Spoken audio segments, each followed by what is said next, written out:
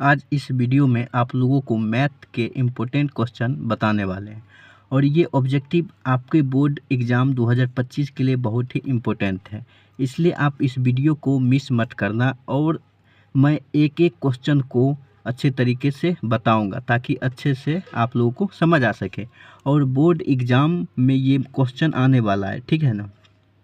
कमज़ोर लड़का भी इस क्वेश्चन को ज़रूर समझ लेगा। तो इस प्रश्न को आप लोग अच्छे से देखिएगा और मैं इस चैप्टर को, इस ऑब्जेक्टिव प्रश्न को समझाने को प्रयास ज़रूर करूँगा।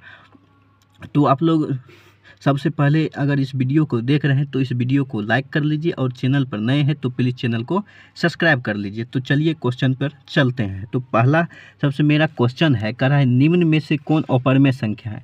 तो आप लोग कहीं ना कहीं पढ़े होंगे जी कि निम्न परमेय अपरमेय के बारे में निश्चित पढ़े होंगे। तो देखिए इसमें सबसे पहले अपरमेय संख्या खोजना है। आप देखिए दो तो मेरा परमेय संख्या है। आप कहिएगा सर कि 3√/√5/5। अगर ये √5 कैंसिल हो जाता है तो ये फिर परमेय हो जाएगा। अगर देखिए 4 + √5 ये अपरमेय हो जाएगा। अगर डी नंबर देखते हैं तो √36, अगर 36 का वर्गमूल निकालते हैं तो 6 हो जाता है। तो मेरा आंसर क्या होगा? हाँ जी रमन जी आपने सी नंबर बोले। हाँ सी नंबर जी। सीता जी हाँ सी सही है आप लोगों का। तो सी नंबर क्या होगा? मेरा आंसर हो जाएगा, सी होगा, आंसर हो जाएगा। चलिए 2 नंबर पर देखते हैं। कह रहा है निम्न में से कौन परमेय संख्या है। तो कुछ नहीं है, बहुत ही ईजी है। तो देखिए परमेय कह रही है तो सबसे पहले आप दिमाग में एक चीज़ बैठा लीजिए, जिसमें रूट लगा हो उसका अगर वर्गमूल पूरा नहीं निकलता है तो वो परमेय संख्या हो जाएगी। और देखिए 6 + √2 का वर्गमूल नहीं निकलेगा, ये परमेय है, ये भी परमेय है। तो मेरा परमेय कौन सी है? तो डी है। हाँ जी सीता जी सी, आप डी नंबर आपका भी सही है। जी कमलेश जी हाँ जी आपका भी डी नंबर सही है। तो आप लोग इसी तरह कमेंट कीजिए। चलिए 3 नंबर में क्या है? निम्न में से कौन अभाज्य संख्या है। तो इसमें देखना है बेटा निम्न में से कौन अभाज्य संख्या है। तो आप लोग कमेंट कीजिए कि इसमें कौन सी अभाज्य संख्या है। तो सबसे पहले अभाज्य संख्या के बारे में मुझे पता होना चाहिए कि अभाज्य संख्या किसे कहते हैं। तो ऐसी संख्या जो एक और स्वयं के अलावा किसी दूसरे संख्या से विभाज्य ना हो तो उसे क्या कहते हैं? अभाज्य संख्या। तो जी कमलेश जी बोले हैं सी नंबर। जी और अभिषेक जी बोले हैं सी नंबर। और क्या नाम है, खुशबू जी बोले हैं कि बी नंबर। नहीं, बी नंबर नहीं होगा, सी नंबर होगा बेटा। क्योंकि निम्न में से कौन कह रहा है? अभाज्य संख्या। तो वैसी संख्या जो एक और स्वयं के अलावा किसी दूसरे संख्या से विभाज्य ना हो। तो क्या है? एक और स्वयं के अलावा। देखिए एक से होगा और 11 से ही होगा। तो क्या होगा? सी नंबर हो जाएगा मेरा। तो सी नंबर में टिक कर देते हैं। चलिए 3 नंबर हो गया। अब चलते हैं 4 नंबर पर है, दो परमेय संख्याओं के बीच अधिकतम कितनी परमेय संख्या हो सकती है। आप लोग इस क्वेश्चन को आप लोग क्लास 8 में भी पढ़े होंगे, 9th में भी पढ़े होंगे और 10th में भी पढ़े, 9th में और 10th में तो अभी आए ही। तो आप लोग कहीं ना कहीं इस क्वेश्चन को जरूर पढ़े होंगे कि दो परमेय संख्याओं के बीच अधिकतम कितनी परमेय संख्या हो सकती है। तो प्रिंस जी बोले हैं सी नंबर। नहीं सी नंबर नहीं होगा। सीता जी बोले हैं बी नंबर। तो बी नंबर आपका सही होगा कि दो परमेय संख्याओं के बीच कितनी परमेय संख्या हो सकती है? तो अनंत हो सकती है। प्लीज़ सर 3 नंबर बता दीजिए। बता रहे हैं बेटा, बता रहे हैं 3 नंबर आपको बता रहे हैं। 3 नंबर में आप नहीं समझे हैं तो कमलेश जी बोले हैं निम्न में से कौन अभाज्य संख्या है। तो समझिए, देखिए निम्न में से कौन अभाज्य संख्या है। तो अभाज्य संख्या का मतलब है कि आपको सबसे पहले परिभाषा याद होनी चाहिए कि वैसी संख्या जो एक और स्वयं के अलावा किसी दूसरी संख्या से विभाज्य ना हो तो उसे क्या कहते हैं? अभाज्य संख्या कहते हैं। तो यहाँ पर देखिए 11 को हम 1 से विभाज्य कर सकते हैं, यानी कि 1 से भाग दे सकते हैं और 11 को 11 से ही भाग दे सकते हैं। तो क्या होगा आप समझे कि 11 को 11 से ही भाग दे सकते हैं। तो क्या होगा? सी नंबर हो जाएगा। चलिए 4 नंबर समझ गए। अब चलिए 5 नंबर में देखते हैं और ये क्वेश्चन है जो बिहार बोर्ड में निश्चित ही आएगी। तो आप लोग इस क्वेश्चन को जरूर से जरूर रिवाइज कर लीजिएगा। चलिए 5 नंबर में है निम्न में से कौन बहुपद नहीं है। तो देखिए आप लोग बताइए कौन बहुपद नहीं है। देखिए तो बोल रहे हैं अमन जी बोल रहे हैं डी नंबर। जी प्रिंस जी बोल रहे हैं सी नंबर। तो सबसे पहले आप लोग याद रखिए कि बहुपद होने के लिए इसका कुछ शर्त होती है। बहुपद होने के लिए इसका शर्त होती है चर। सबसे पहले आपको याद रखना है चर। चर। चर क्या होता है? X Y Z. चर का मान कभी भी माइनस पावर में नहीं होना चाहिए, पावर जो होगा माइनस में नहीं होना चाहिए, बट्टा में नहीं होना चाहिए और रूट में नहीं होना चाहिए चर का मान। तो अब इसमें देखिए कि रूट में कौन है और या कौन माइनस में है या कौन बट्टा में है। तो देखिए -9 ये हो जाएगा, z² + √3 ये भी हो जाएगा, चर का मान नहीं है यहाँ। अब देखिए 5 √x, चर का मान देखिए रूट में है, तो क्या यही नहीं होगा? यही बहुपद नहीं होगा। तो जी कमलेश जी बोले हैं सी, तो हाँ बेटा सी ही होगी, तो सी में टिक कर देते हैं। ठीक है, अब चलिए 5 नंबर हो गया, 6 में चलते हैं। 6 नंबर में है यदि x बराबर √7 + 4 √3 तो x + 1/x का मान ज्ञात करें। तो सबसे पहले इसमें क्या करना है वो चीज़ देखिए। x का वैल्यू मुझे इतना दिया है और 1/x करना है। तो देखिए यहाँ पर √7 + 4 √3 x का वैल्यू प्लस 1/7 + 4 √3 और उसका पूरा का रूट।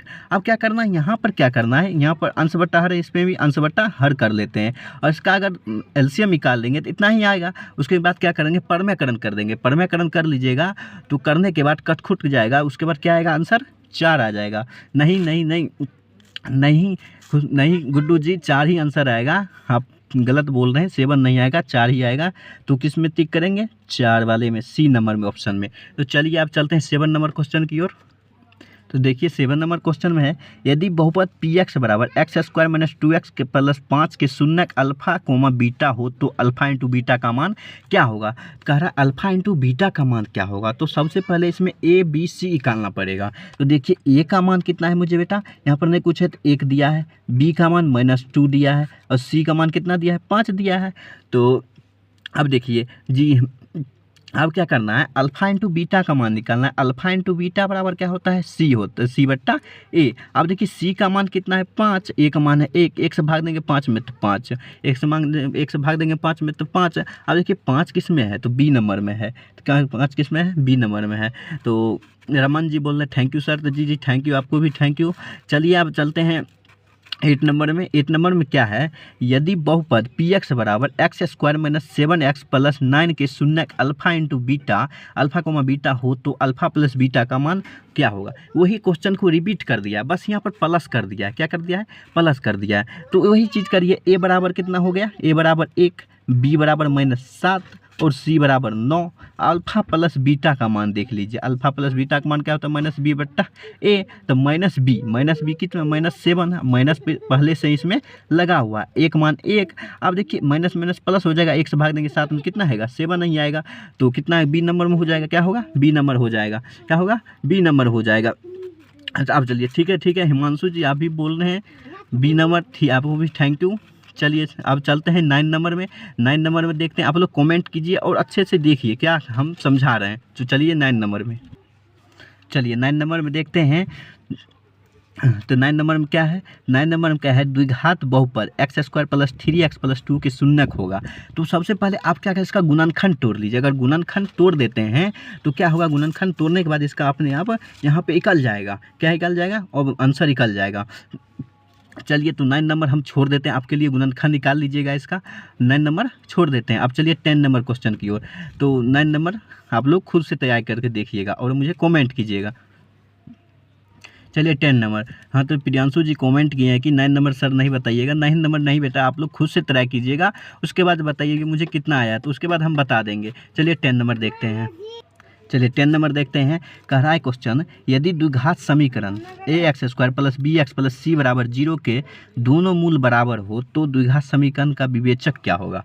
तो द्विघात समीकरण में आप लोग पढ़े होंगे कि मूल अगर समान हो तो d बराबर क्या होता है? 0। d बराबर क्या होता है? 0। अभिमन्यु जी भी बोले हैं बी नंबर। जी बेटा आपका बी नंबर सही है, बी नंबर ही आंसर होगा इसका, बी। क्या होगा? Option B. चलिए 11 नंबर पर चलते हैं। चलिए 11 नंबर में क्वेश्चन है यदि अल्फा और बीटा द्विघात बहुपद fx x² + 2x + 3 के मूल हो तो 1/अल्फा + 1/बीटा का मान होगा। तो सबसे पहले इसमें देखिए अल्फा बीटा है। क्या कर रहा है? Alpha beta, alpha beta. तो देखिए ए बी सी इसमें तो मानना ही है, तो अल्फ़ा बीटा यहाँ पर अगर अल्फ़ा बीटा का अगर एलसीएम निकाले तो क्या होगा, अल्फ़ा इंटू बीटा। अगर क्रॉस गुना कर देंगे तो अल्फ़ा प्लस बीटा हो जाएगा, आ जाएगा। तो इसका सूत्र क्या होता है, माइनस बी बट्टा ए, इसका सूत्र होता है सी बट्टा ए। अब देखिए ए कैंसिल हो जाएगा तो माइनस बी बट्टा सी बचा, तो माइनस बी का मान कितना होगा, -2 और सी का मान कितना होगा 3, तो -2/3 क्या होगा, -2/3। जी प्रिया जी बोले हैं 2/3, नहीं बेटा -2/3 होगा, -2/3। तो चलिए 11 नंबर क्वेश्चन हो गया। अब चलते हैं 12 नंबर क्वेश्चन की ओर। और आप लोग इस क्लास को मिस नहीं कीजिए, नहीं तो आप लोगों को बहुत ही दिक्कत होगा, क्योंकि ये क्वेश्चन जो है बिहार बोर्ड में निश्चित ही आएगी। तो कह रहा है क्या 12 नंबर, द्विघात बहुपद के शून्यकों की संख्या होती है, तो नाम में भी छिपा हुआ है द्विघात, मतलब कि द्विघात बहुपदों को शून्यक की संख्या 2 होती है, सिंपल, तो 2। अब चलिए 13 नंबर में है त्रिघात बहुपदों के शून्यक की संख्या होता है त्रिघात, त्रिघात मतलब 3, त्रिघात बहुपद में शून्यक की संख्या 3 होती है, तो बी नंबर में क्या होगा, 3 हो जाएगी। तो थैंक यू सर, आपको भी थैंक यू। चलते हैं 14 नंबर क्वेश्चन पे। 14 नंबर में क्या है कि किसी द्विघात समीकरण के विवेचक का मान शून्य से बड़ा होने पर दोनों मूल होंगे, शून्य से कह रहा है बड़ा होने पर, अगर d ग्रेटर देन 0, हम वहाँ पर पीछे बताए थे वास्तविक और असमान, यहाँ पर क्या है वास्तविक और भिन्न, भिन्न का मतलब होता है असमान, क्या होता है असमान। इसमें क्या रहा है कि विवेचक का मान मतलब d, विवेचक को किससे सूचित करते हैं, d से सूचित करते हैं, का मान शून्य से बड़ा, क्या कर रहा है शून्य से बड़ा, डी शून्य से क्या है बड़ा है, देखिए शून्य से बड़ा है ना विवेचक, शून्य से बड़ा होने पर दोनों का मूल होंगे, तो दोनों का मूल क्या होंगे, वास्तविक और भिन्न, क्या होगा वास्तविक और भिन्न, वास्तविक और भिन्न। यह प्रकार से दोनों का मूल समान होंगे तब होता है वास्तविक और समान, क्या होता है वास्तविक और समान। तो चलिए 14 नंबर हो गया। चलते हैं 15 नंबर क्वेश्चन पे।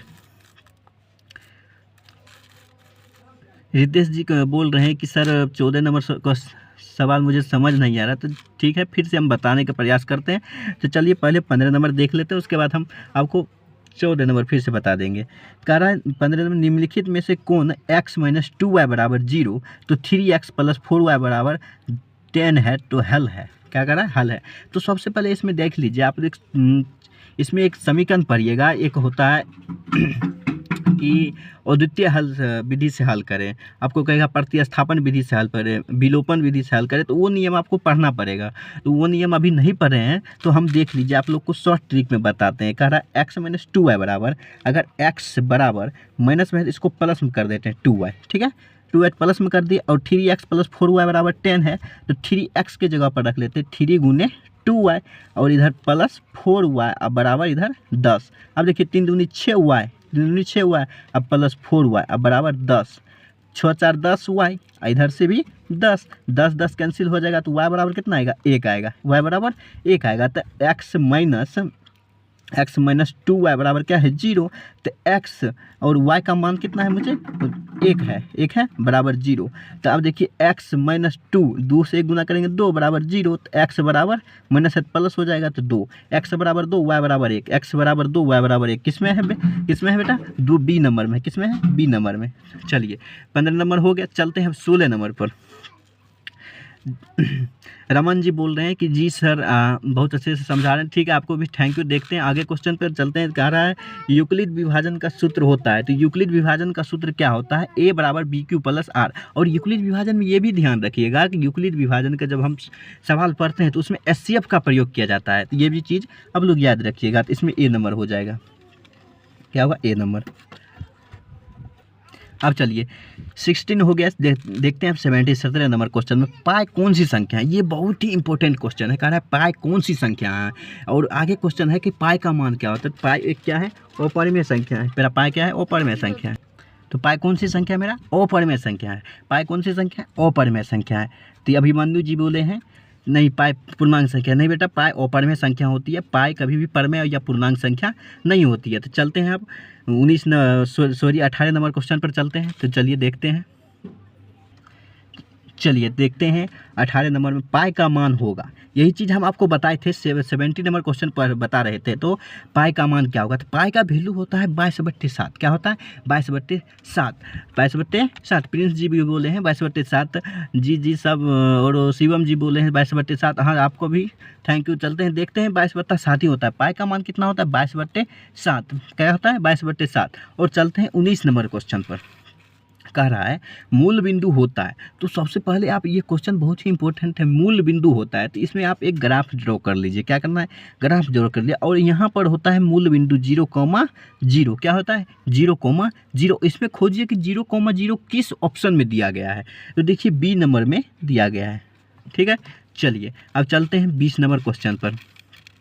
कह रहा है 20 नंबर में क्या है, कह रहा है √7 कौन सी संख्या है। √7 हम आपको बताए थे कहीं ना कहीं कि √7 अपरिमेय संख्या है। आप जिसमें रूट लगा हो, अगर उसका वर्गमूल पूरा ना निकलता हो तो क्या होगा, अपरिमेय संख्या है। आप आंख बंद के उसमें अपरिमेय लगा दीजिएगा। तो इसमें क्या है, बी नंबर में अपरिमेय संख्या है, तो बी में लगा दिए। तो मैं आशा करता हूँ आप लोग इस वीडियो को अच्छे से समझे होंगे और मिलेंगे नेक्स्ट वीडियो में। तब तक के लिए धन्यवाद।